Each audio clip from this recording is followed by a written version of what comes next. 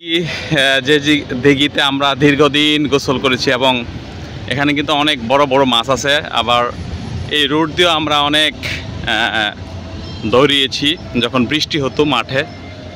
আর বিশেষ করে এই পুকুরে কিন্তু একটি স্মৃতি আমার জড়িয়ে রয়েছে। যখন আমরা গোসল করতাম, আমার একটা বন্ধু ছিল খাইরুল, সে কিন্তু এই যে ডাব গাছ থেকে ডাব পেরে গোসলের বাহানা দিয়ে আমাদেরকে খাওয়াতো।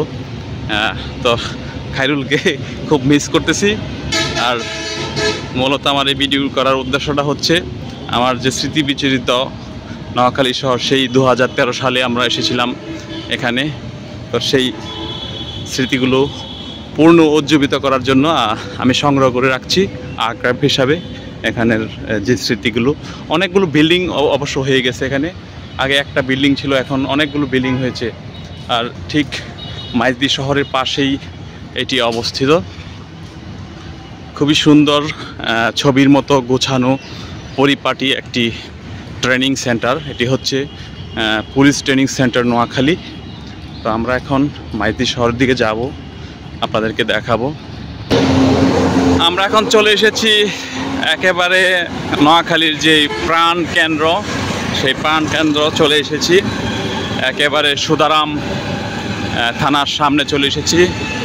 তো আগে দুপুরে লাঞ্চ করব আমি এবং সোহেল ভাইয়া দুজন। তো এই মুহূর্তে আমরা আছি পিটিসির একেবারে কর্নারে, যেটা এখানে প্রাইমারি টিচার্স ট্রেনিং ইনস্টিটিউট আছে। তো আমরা কিন্তু অনেক রাত্রেবেলা বের হতাম। তো এই নোয়াখালী শহরটার সাথে কিন্তু আমাদের জীবনের যেই কর্মজীবন ছিল, অনেকটা স্মৃতি বিচরিত দিনগুলো আমাদের কিন্তু কাটতো। তো আজকে আমরা ঘুরবো এবং নোয়াখালী শহরের ভিতরে যাব। এটি হচ্ছে নোয়াখালী মুক্ত স্কয়ার, মুক্ত স্কয়ার নামে পরিচিত। এই স্কয়ারটি হচ্ছে মুক্ত স্কয়ার। আর ঠিক পাশে হচ্ছে সুদারাম থানা। এটি হচ্ছে সুদারাম থানার যে মোড়, থানার সামনে অপোজিটে। আর ওইদিকে কিন্তু বিশাল বিশাল মার্কেট হয়েছে, সুপার মার্কেট হয়েছে, বিশাল বড় মার্কেট।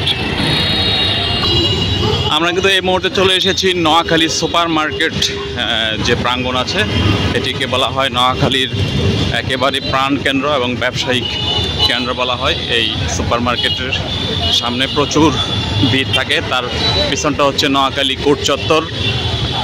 মোটামুটি সবগুলো সরকারি অফিস কিন্তু এখানেই।